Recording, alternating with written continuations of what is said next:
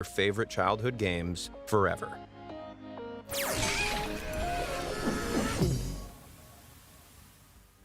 Freaky Fall Guys. When the platform battle royale game Fall Guys was released in 2020, the gaming world quickly fell in love with the battling beans. They raced through a glorified mini golf course, knocking out competitors as they go, all while dressed in a wonderful wardrobe of costumes. But some players noticed that the costumes didn't fit the way they expected. This one, for example, revealed the slim shape of the bean's head through the face opening. Now, most people assume the bodies of these beans fill out their suits, but this indicated that they're actually more stick-like. With that in mind, fans started to wonder what was really going on underneath the onesies. Are Fall Guys squishy, stick-like beings that can stretch out of their suits at will? Or maybe the bulk is made up of extra body parts so that they can crawl out of their face holes like true-to-life nightmares. Horrifying as that was, it turns out that what actually lies beneath the suit is much worse than any fan could have imagined. To one-up the community, the game's senior artist mocked up this flesh-crawling interior view of a classic bean. This is not okay. This needs to stop now.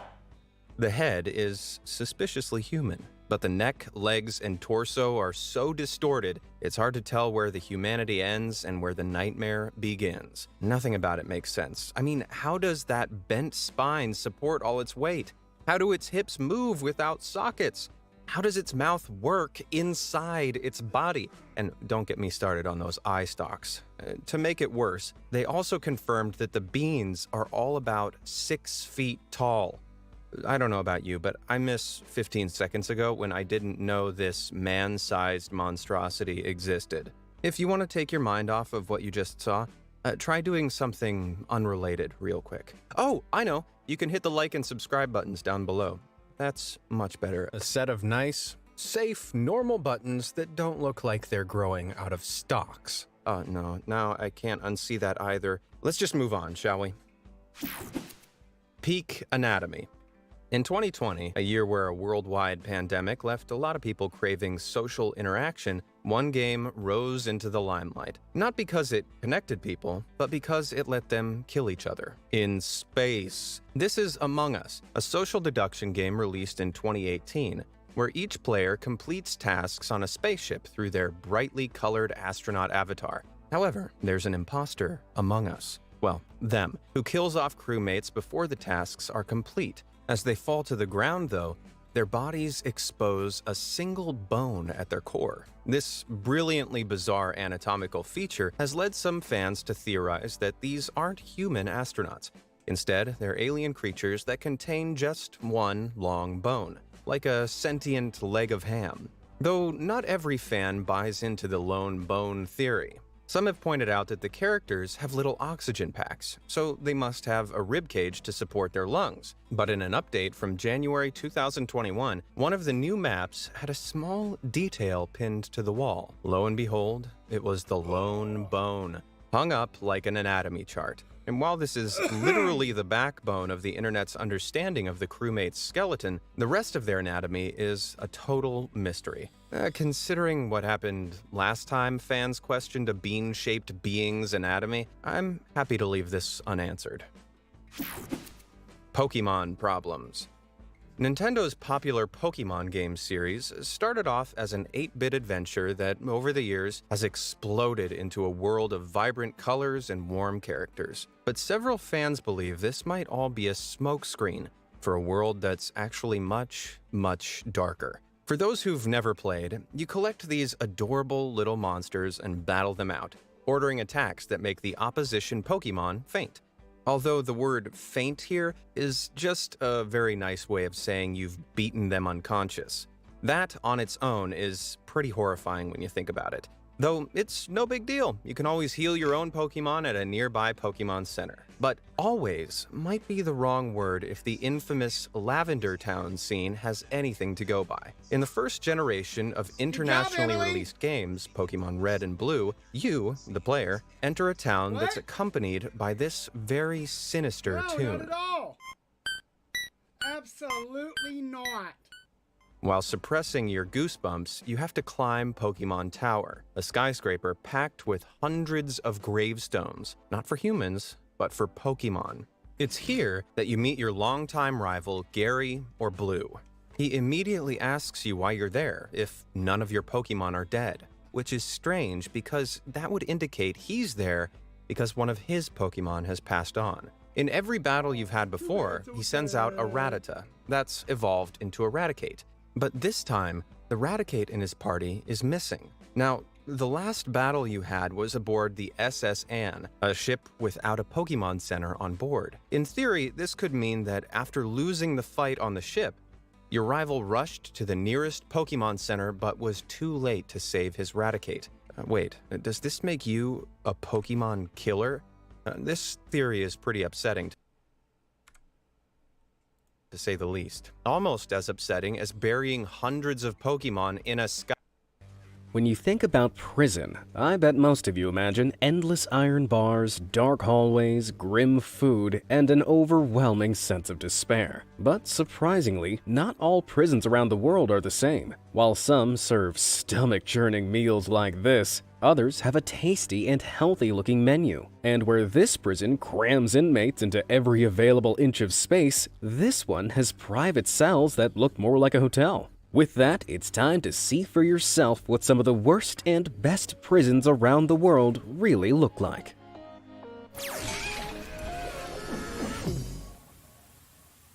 Crowding. Around the world, more than a staggering 10.74 million people are currently incarcerated. That's about the same amount of people that make up the entire population of the Czech Republic. And with a figure that high, it's hardly surprising to learn that many prisons are bursting at the seams with convicted criminals, although there are some that are well over capacity, like those of Latin America. The official capacity of prisons in Colombia, for example, were built to hold almost 81,000 inmates, but the actual population is well in excess of 118,000. In the most crammed prisons, 4-person cells are home to 8 or more prisoners, with new inmates forced to find room to sleep on floors, hallways, or even bathrooms. But just a short trek north in El Salvador, space is even more limited. With over 617 inmates for every 100,000 people in its population, the country boasts one of the largest prison population percentages in the world. It comes from the severe and successful crackdown that the country imposed on gang violence. Although, looking at their cramped prison conditions, it's not really worth bragging about. The country has the capacity to house just over 18,000 criminals, but the shocking system currently holds more than 38,000 inmates. At over double capacity, seriously unsanitary conditions and unbearable heat claim the lives of many inmates. And that was before the coronavirus pandemic. Though even El Salvador's prisons pale in comparison to Manila City Jail, famously known as the most crowded jail in the world. It was built to incarcerate a mere 1,100 inmates, but the country's war on drugs saw that figure rise to a bar-busting 6,300. That's almost 600% capacity. And it means that in a single cell designed for 170 inmates to sleep in, a mind-blowing 700 of them dream of freedom. Ideally, the country's prison guidelines state that there should be 1 guard for every 7 inmates to keep the peace. But that ratio looks more like 1 guard for every 200 prisoners. Oh, I do not envy that guy's job. While that will make plenty of Americans think twice before misbehaving abroad, the conditions back home aren't much better. With over 2 million people behind bars, the United States boasts the highest prison population on Earth. And while they just about have the resources to house them all, it's not exactly a spacious arrangement, with their prison capacity at a snug 99.8%. While all inmates get a bed, privacy in the most populated state penitentiaries, like California's San Quentin Prison, looks like an extremely rare commodity. Back in the 2000s, when the US prisons were at their most overcrowded, they had to invest in serious space-saving measures. They crammed inmates into penitentiary gymnasiums, classrooms, and even clinics, and made them sleep on triple-stack bunk beds. Just imagine rolling over in your bed and falling off the top of one of those. What a nightmare! But not every prison in the world is crammed to the rafters, as you can see from the empty prisons of the Netherlands. Since 2004, the Dutch have miraculously more than halved their prison population, thanks to the introduction of alternative sentencing programs. Dutch criminology researchers raised valid questions about how effective its prisons were at reducing crime. After sharing evidence that community service and electronic monitoring were in fact more effective at reducing crime, fewer offenders were sent to prison. As such, the whole of the Netherlands now has a prison population estimated around just 10,000, meaning it doesn't have enough inmates to fill all of its prisons. But instead of knocking them down, many have been repurposed into swanky-looking hotels. The rooms may have been upgraded, but the cell doors and steel walkways haven't been touched. As luxurious as it looks, I'm not sure I'd be able to get 40 winks in this clink. Food. You've probably heard plenty of horror stories about the perils of prison food. From being impossibly bland to pitiful portion sizes, getting behind bars is no cakewalk. And like the UK wasn't known for its terrible take on cuisine already, one prison in Warrington managed to make it worse. Back in 2019, an inmate from Her Majesty's Prison Risley took photos of his food using a camera phone and sent them out to the press. The fact that he'd gotten hold of a phone in prison was fairly disturbing, but it wasn't as bad as the state of the food on his plate. Baked beans on plain pasta, soggy fish on fries, lashings of liver, and whatever this ungodly combination is, painted a pretty bleak picture of British prison cuisine. But in the UK, that food allowance per person per day is just over £2, about $2.70. And for that, prisoners are supposedly offered 3 square meals with a choice of fresh fruit and vegetables. I don't know if the Brits know this, but fries, sadly, don't count as one of your 5 a day. And yet, over the other side of the world in Japan, a standard prison meal couldn't look any healthier. Here, the incarcerated eat whole grain barley mixed with rice, vegetable dishes, miso soup, and nutrient-rich proteins like whole grilled fish. These healthy and delicious-looking meals stem from Japan's incredibly low crime rate and small prison population, which is just 39 out of every 100,000 citizens. With fewer mouths to feed, this means more resources can be diverted to keeping prisoners healthy and focused on reforming their choices. Though there's no pleasing some inmates, as complaints have arisen about the quality of the prison's curry, underheated food, and elderly inmates being forced to peel their own oranges. Oh, God knows what they'd think if they had to swap places with British inmates for a day.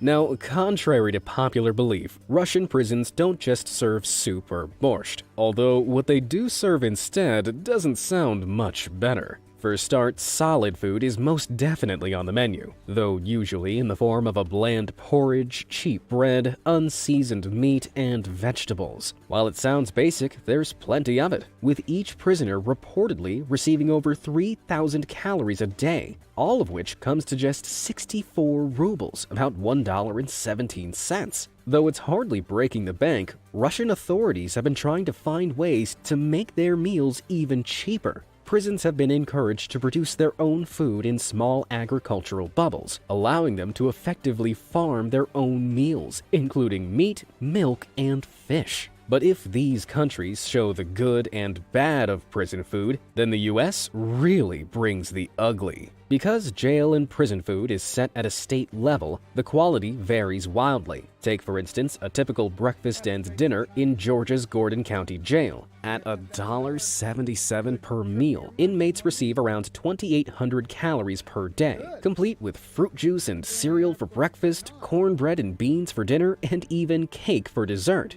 Although there's no lunch served in between, so to get all those calories in such tiny trays, those meals are probably very sugary and fatty. Over in Idaho, the Department of Corrections has a slightly healthier-looking approach. Though each meal served costs just $1, the dietary services of the penitentiary tries to incorporate healthier options, like salads, fresh fruit, and vegetables into prisoners' diets. But it doesn't take away from the pancakes, tacos, and spaghetti they're serving up as well. Looks like Idaho is the way to go. Now, Alabama, on the other hand, couldn't look less appealing if it tried. Back in 2009, breakfasts were a measly affair of half an egg, oatmeal, and a slice of bread. Lunch was 2 bologna sandwiches and a packet of chips, and dinner was just beans, some kind of meat, and yet more bread. It's hardly surprising that's all inmates got, seeing as each meal cost a staggeringly low 58 cents. Although, considering the prison chief at the time was caught pocketing $200,000 of the food budget for himself, it's a miracle Alabama's prisoners got to eat it all. But somehow, it gets much, much worse. In 2011, Texas cut $2.8 million out of its allotment for prison meals to make up for a budget shortfall. This involved a lot of substituting, like swapping milk for powdered milk, buns with white bread, and feeding inmates just twice a day at the weekends. And since lockdown, it's only gotten worse.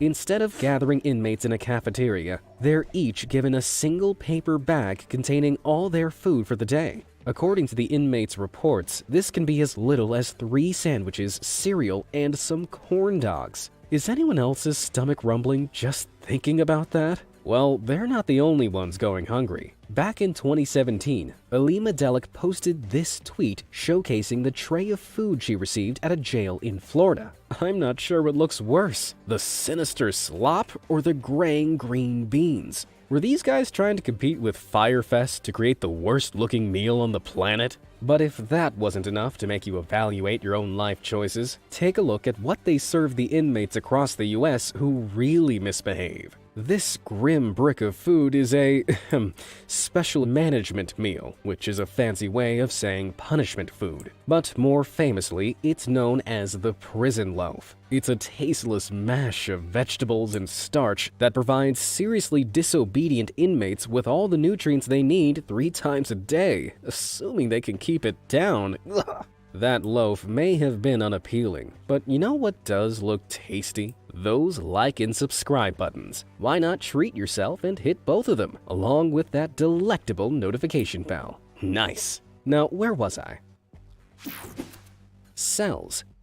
Most of you probably assume that all prison cells look the same, with bars, bunks, and terrifyingly exposed toilets. Though they do differ around the world, in the US, this is exactly what new inmates can expect. For those awaiting trial in the state of New York, a cell in the famous Rikers Island jail offers none of the comforts of home. In the general population, these tiny breeze block rooms are made for 1 inmate each and contain a toilet, a sink, a bed, and a heavily barred window. It's barely the bare necessities, but at least those in the general population can socialize with other inmates. Unfortunately, the same can't be said for those in supermax prisons like AdMax Florence, Colorado, because these prisons are designed to hold some of the most dangerous criminals in America. Each inmate is assigned a single 7 by 12 foot room with an immovable bed, stool, and desk, all made out of concrete. They also have a shower set on a timer to prevent inmates flooding their cell and a toilet with an inbuilt sink. It's a lot to cram in, but it's specially designed to prevent moving the prisoners around the facility unnecessarily,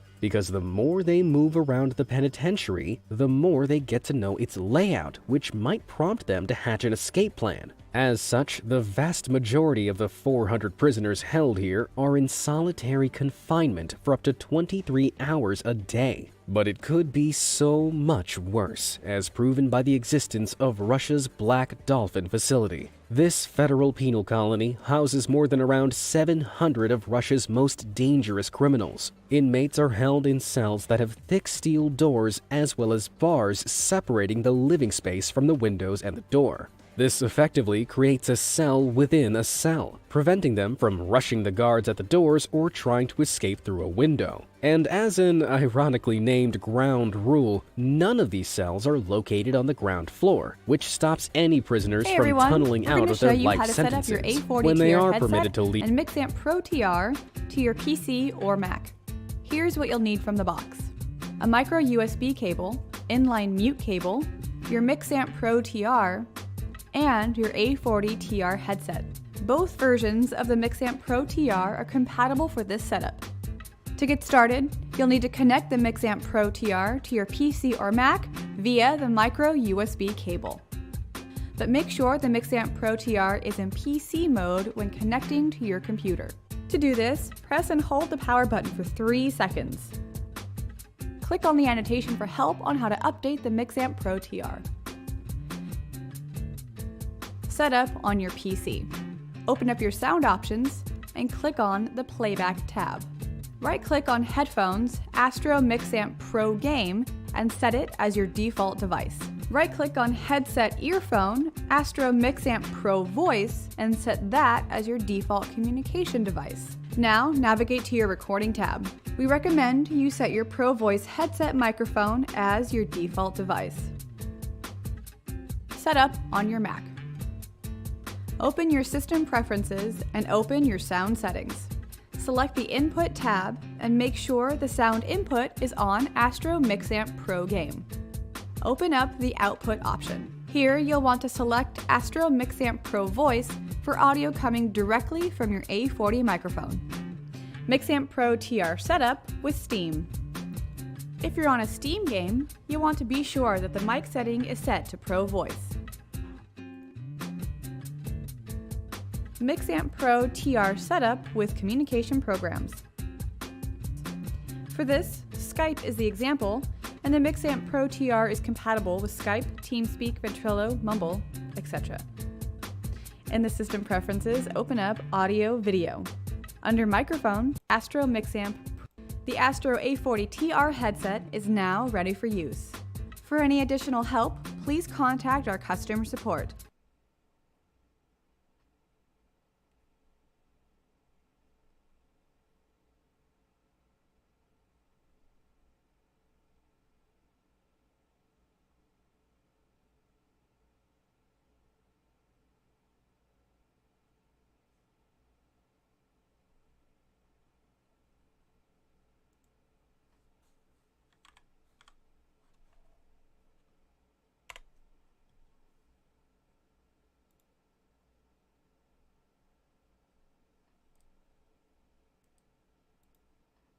Hey everyone, we're going to show you how to set up your A40 TR headset and Mixamp Pro TR to your PC or Mac. Here's what you'll need from the box: a micro USB cable, inline mute cable, your Mixamp Pro TR, and your A40 TR headset. Both versions of the Mixamp Pro TR are compatible for this setup. To get started, you'll need to connect the Mixamp Pro TR to your PC or Mac via the micro USB cable. But make sure the Mixamp Pro TR is in PC mode when connecting to your computer. To do this, press and hold the power button for 3 seconds. Click on the annotation for help on how to update the Mixamp Pro TR. Set up on your PC. Open up your sound options and click on the Playback tab. Right-click on Headphones, Astro Mixamp Pro Game, and set it as your default device. Right-click on Headset Earphone, Astro Mixamp Pro Voice, and set that as your default communication device. Now, navigate to your Recording tab. We recommend you set your Pro Voice headset microphone as your default device. Set up on your Mac. Open your System Preferences and open your sound settings. Select the Input tab and make sure the sound input is on Astro Mixamp Pro Game.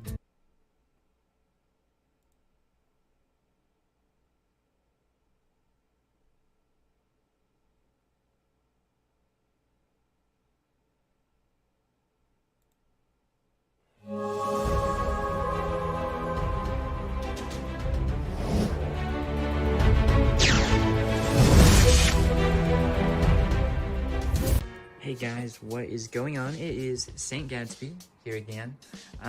This is just a real quick tutorial for anyone who has Astro A40 TRs and the mix amp that comes with it. I have had a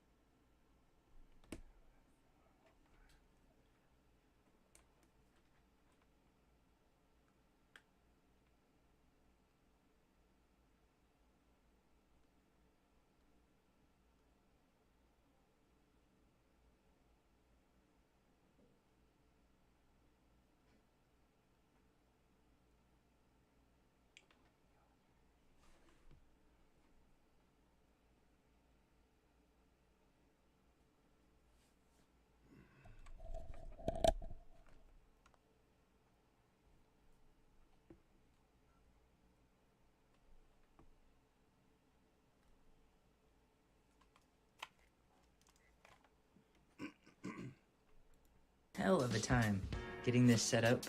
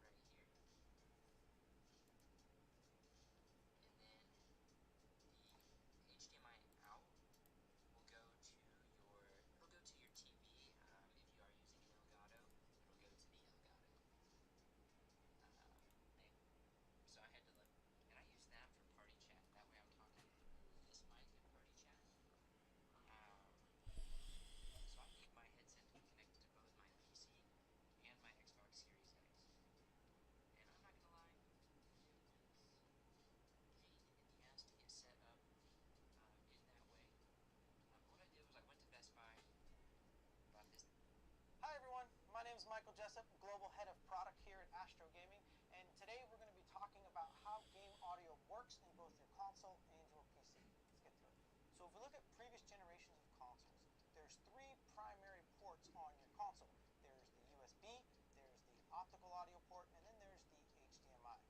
Now the HDMI is your primary output. This is going to cover multi-channel PCM audio as well as any type of surround sound bitstream, whether that's DTS, Dolby, etc., along with video sent over HDMI, and typically that's sent out to either an AVR system, a soundbar, or a television. So the next port available to us is the optical audio port.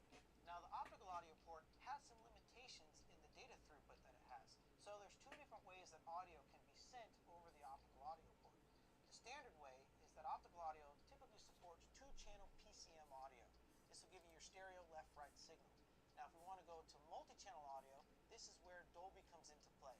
Dolby Digital 5.1 is typically available out of your consoles over the optical audio port, and this is how most headsets would gain access to surround sound audio. The next port available to us is the USB audio port, and here's where we run into some differences between the two different consoles, PlayStation and Xbox. Now the USB port delivers both game audio as well as your game chat audio, and it also provides us an input. This is where our microphone comes into play, our voice game chat, so other players can hear us in the console. On a Sony PlayStation, you can pretty much hook up any USB audio device and it will work just fine. On the Xbox side, special accessories are required because Xbox does require an authentication chip in order to gain access to its game interface protocols. Now, USB will provide both the game and the chat audio, but it is a combined mix. So you can go into your settings and adjust the mix and the balance to any way you want inside each one of the consoles. But just know that coming over USB, you're going to get that combined audio. So now that we know all the different ports and what audio is available where, we have a choice to make. Do we want to do our game audio and chat mixing on the console device itself, or extract that out of the console and do it in the headsets or the external accessories? And that's what we like to do here at Astro, because it gives the user more control over their audio experience when they're playing their game. Now to do this in older generations, typically we would use a combination of game chat audio coming over the USB and then game audio, footsteps, gunshots, etc. coming over the optical port. This gives us 5.1 surround sound over optical, and then the USB again provides not only our power to the accessory, but the chat in and the chat out from the console. Take those multiple channels, bring them into our Astro devices, and then do the mixing on our device itself, whether that's a Mixamp, a V50, etc. Moving forward into the next generation of consoles that we have available today, the optical port has now been removed from the consoles. So now what do we do? How do we get multi-channel audio, and how do we get surround sound? How do we get our separate game chat mixing and pull that off of the console? So there's two ways to connect your Astro device to the PlayStation 5. The first way is just direct USB connection. However, because we're only plugging in via USB, like we mentioned earlier in the video, you're going to be getting a combined mix of both game chat and game audio together. Now to adjust this mix, you will need to navigate into the audio settings of your PlayStation 5 and adjust that mix manually on your own. So the second option we have is by implementing the Astro PlayStation 5 HDMI audio adapter. The way this adapter works is it sits in line with your HDMI path and it siphons off the digital audio feed and provides an optical port. This now provides us an optical port to be used on our... Hi everyone, my name is Michael Jessup, Global Head of Product here at Astro Gaming, and today we're going to be talking about how game audio works in both your console and your PC. Let's get to it. So if we look at previous generations of consoles, there's three primary ports on your console. There's the USB, there's the optical audio port, and then there's the HDMI.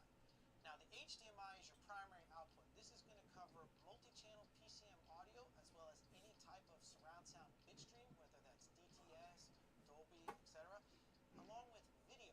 And that will all be combined into one data stream that's sent over HDMI, and typically that's sent out to either an AVR system, a soundbar, or a television. So the next port available to us is the optical audio port. Now the optical audio port has some limitations in the data throughput that it has. So there's two different ways that audio can be sent over the optical audio port. The standard way is that optical audio typically supports 2-channel PCM audio. This will give you your stereo left-right signal. Now if we want to go to multi-channel audio, this is where Dolby comes into play. Dolby Digital 5.1 is typically available out of your consoles over the optical audio port, and this is how most headsets would gain access to surround sound audio. The next port available to us is the USB audio port, and here's where we run into some differences between the two different consoles, PlayStation and Xbox. Now the USB port delivers both game audio as well as your game chat audio, and it also provides us an input. This is where our microphone comes into play, our voice game chat, so other players can hear us in the console. On a Sony PlayStation, you can pretty much hook up any USB audio device and it will work just fine. On the Xbox side, special accessories are required because Xbox does require an authentication chip in order to gain access to its game interface protocols. Now, USB will provide both the game and the chat audio, but it is a combined mix. So you can go into your settings and adjust the mix and the balance to any way you want inside each one of the consoles. But just know that coming over USB, you're going to get that combined audio. So now that we know all the different ports and what audio is available where, we have a choice to make. Do we want to do our game audio and chat mixing on the console device itself, or extract that out of the console and do it in the headsets or the external accessories? And that's what we like to do here at Astro, because it gives the user more control over their audio experience when they're playing their game. Now, to do this in older generations, typically we would use a combination of game chat audio coming over the USB and then game audio, sticks, gunshots, etc., coming over the optical port. This gives us 5.1 surround sound over optical, and then the USB then provides not only our power to the accessory, but the chat in and the chat out from the console. Take those multiple channels, bring them into our Astro devices, and then do the mixing on our device itself, whether that's a Mixamp, an 850, etc. Moving forward into the next generation of consoles that we have available today, the optical port has now been removed from the consoles. So now what do we do? How do we get multi-channel audio, and how do we get surround sound? How do we get our separate game chat mixing and pull that off of the console? So there's two ways to connect your Astro device to the PlayStation 5. The first way is just direct USB connection. However, because... Hello? Hey.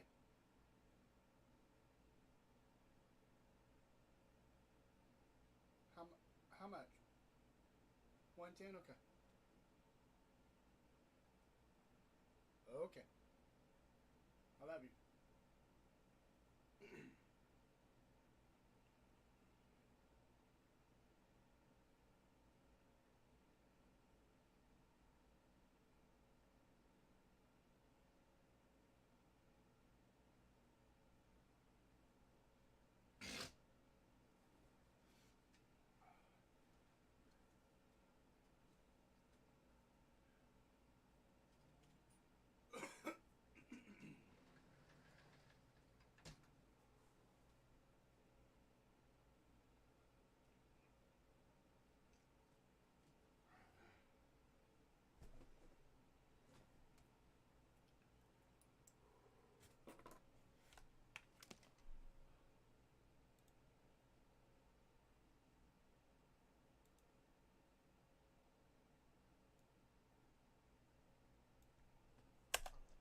Take those multiple channels, bring them into our Astro devices, and then do the mixing on our device itself, whether that's Mixamp, 850, etc. Moving forward to the next generation of consoles that we have available today, the optical port has now been removed from the consoles. So now what do we do? How do we get multi-channel audio, and how do we get surround sound? How do we get our separate game chat mixing and pull that off of the console? So there's two ways to connect your Astro device to the PlayStation 5. The first way is just direct USB connection. However, because we're only plugging in via USB, like we mentioned earlier in the video, you're going to be getting a combined mix of both game chat and game audio together. Now, to adjust this mix, you will need to navigate into the audio settings of your PlayStation 5 and adjust that mix manually on your own. So the second option we have is by implementing the Astro PlayStation 5 HDMI audio adapter. The way this adapter works is it sits in line with your HDMI path, and it siphons off the digital audio feed and provides an optical port. This now provides us an optical port to be used on our PlayStation 5 setup to get that separate game audio path into our Astro device that allows us to do game audio and chat mixing on the fly in our Astro device. So now let's switch gears and talk about Xbox. Optical audio ports have also been removed from the latest generation of Xbox consoles. Luckily, we were able to provide you with firmware updates that no longer require you to use the optical cable with your Astro devices. You can do a firmware update and still plug your Astro devices via USB into your Xbox and still get on-the-fly game audio and game chat mixing right from your Astro device. So now that we're getting all of our audio from the Xbox over USB, the first question a lot of people ask is, well, am I still getting surround sound because I'm not coming over the optical port? And the answer is yes. Xbox actually offers a multitude of surround sound options, whether it's Windows Sonic, DTS Headphone X, or Dolby Atmos, which we include with most of our Astro.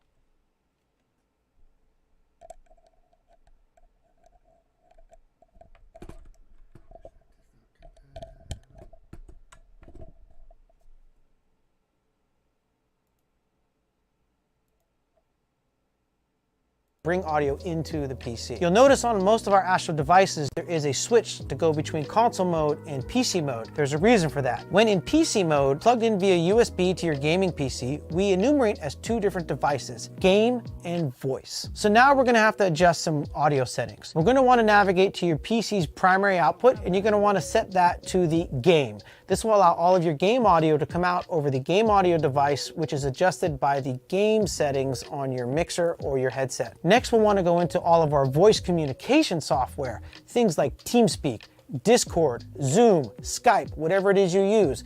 And you're going to want to set both your input microphone and your output audio to voice. This will send your input and output down those voice channels to your mix amp or your headset as well. By setting all of your communication applications to your voice audio device, and by setting your primary audio output for your gaming PC to the game, this will send both of those signals separately down the USB path to your audio device, allowing you to mix on the fly from your audio device between game and voice. For some Astro devices, you may notice when in PC mode and plugged into your PC, a third audio device actually pops up as well. And output down those voice channels to your mix amp. PC mode, plugged in via USB to your gaming PC, we enumerate as two different devices, game and voice. So now we're gonna have to adjust some audio settings. We're gonna wanna navigate to your PC's primary output, and you're gonna wanna set that to the game. This will allow all of your game audio to come out over the game audio device, which is adjusted by the game settings on your mixer or your headset. Next, we'll wanna go into all of our voice communication software, things like TeamSpeak, Discord, Zoom, Skype, whatever it is you use.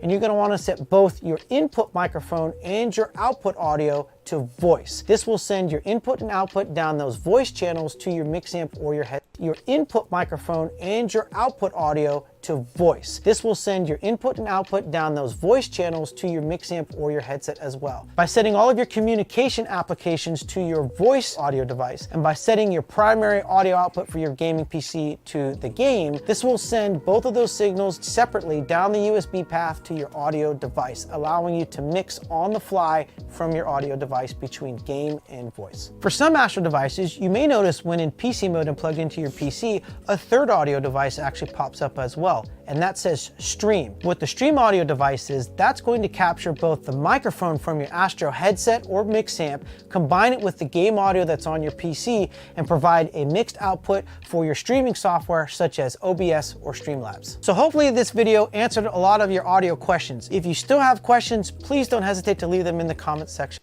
below. Thanks for watching, everyone, and we'll catch you on the next one. Cheers.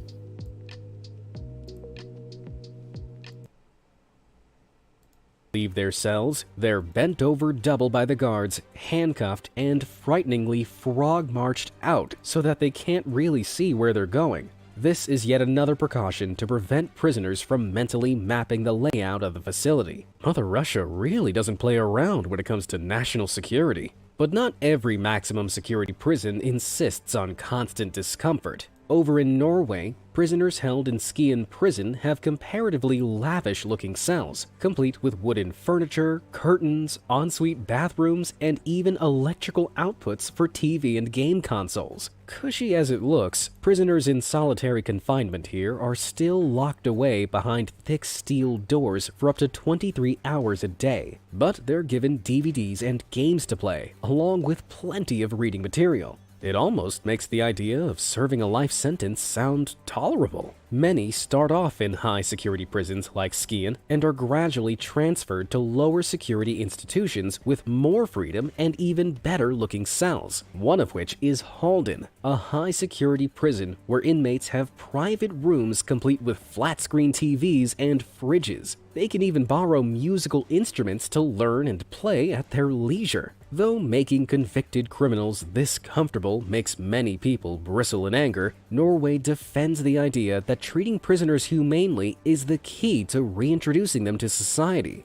And despite what you may think, it seems to work. Norway has a repeat offense rate of just 20%. That's one of the lowest recidivism rates in the world. Who knew a few creature comforts could help put a stop to crime? Exercise.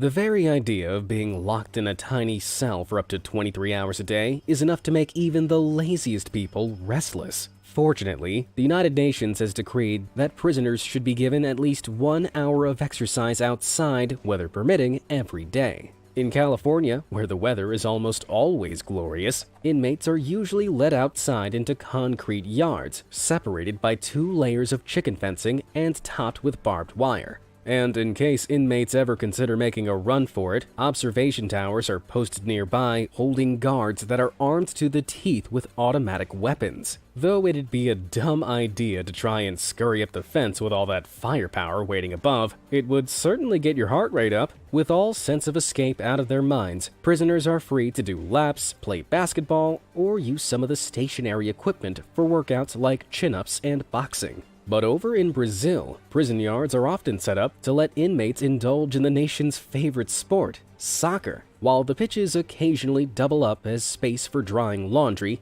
facilities like this prison in Manaus has at least 3 separate concrete pitches for inmates to kick a ball around on. I wonder if the guards do a little Mexican wave every time they score a goal. While team sports are a great way to boost morale, the group exercises they do in Thailand look a lot more like torture. Despite all those strenuous-looking positions in the baking hot sun, these inmates are actually engaging in a little yoga. For both male and female inmates, the slow-moving, far-stretching exercise helps prisoners improve their physical and mental health. But when it comes to group exercise, the inmates that really steal the show are those from the Filipino Cebu Provincial Detention and Rehabilitation Center. The prison rose to fame back in 2007, when a video of hundreds of inmates performing a choreographed dance routine to Michael Jackson's Thriller went viral. It turned out that government security advisor Byron Garcia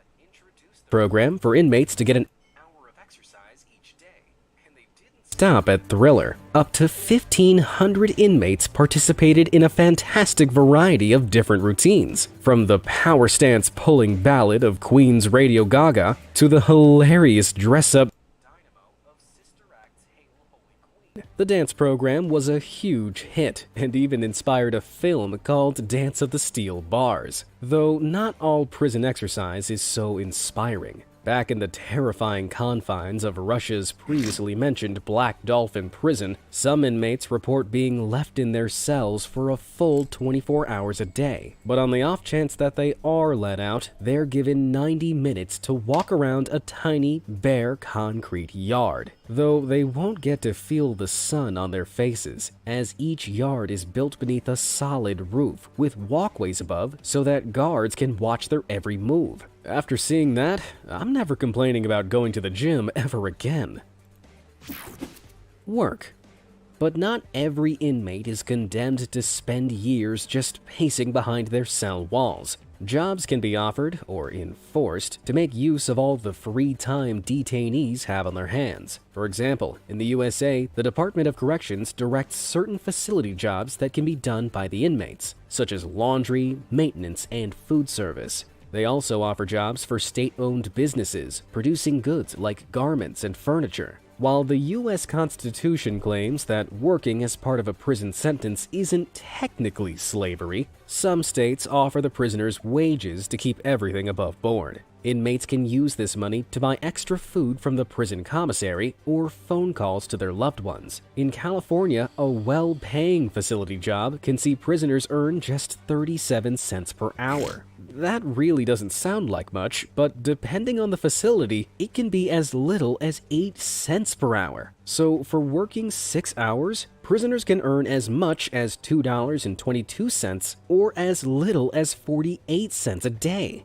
Over in Idaho, that wage gets a little better, with top-end facilities offering 95 cents per hour, while Alaska can pay up to $1.25. But in Alabama, Georgia, and Arkansas, prisoners can kiss their paycheck goodbye, as most prisons in these states don't offer wages at all. Across the pond in the UK, it doesn't get much better. Though government-owned, the jobs available vary from prison to prison and include working in call centers, DHL parcel distribution, and industrial cleaning. But for all that, prisoners can be paid a meager minimum weekly wage of just £4, which is a little over $5. Even though it's not a lot, most inmates budget their earnings and spend it on contacting their family, renting TVs, and buying items from their prison commissary. While they're not exactly earning big bucks, at least they have a choice in whether or not they want to work, which is more than can be said for China. Forced labor in the country's detention centers is a common occurrence, with inmates producing goods ranging from Christmas decorations to artificial flowers and footwear. But failure to meet hard-to-reach quotas doesn't mean prisoners get fired. Instead,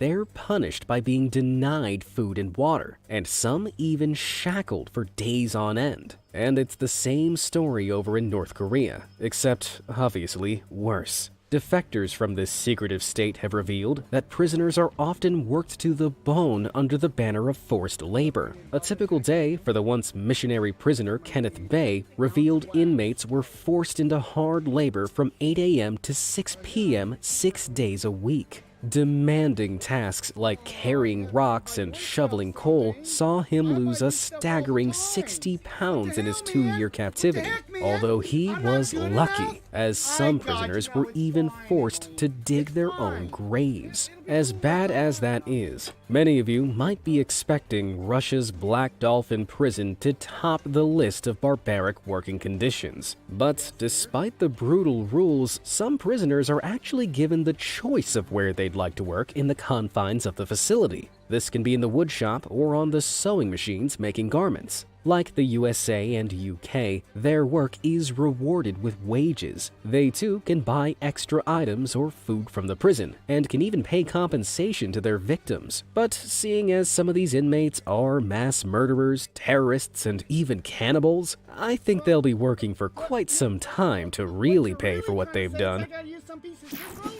Learning. Though prisons lock their inmates away, these fearsome institutions can actually help unlock a variety of learning potential. With very little else to do, many prisons offer courses and classes to aid inmates' rehabilitation. Though how this is done looks very different depending on where you are. The Shimane Asahi Rehabilitation Program Center in Japan, for example, offers inmates a chance to partake in therapeutic community. These are group sessions led by psychotherapists that work to uncover the root cause of an inmate's crime, while using the answer to help redirect their lives. They sit in circles and role-play different victims and characters in their lives, allowing them to understand the impact their actions had on those around them. It goes a long way to keeping inmates from reoffending, which is important, seeing as Japan has a worryingly high recidivism rate of 48%.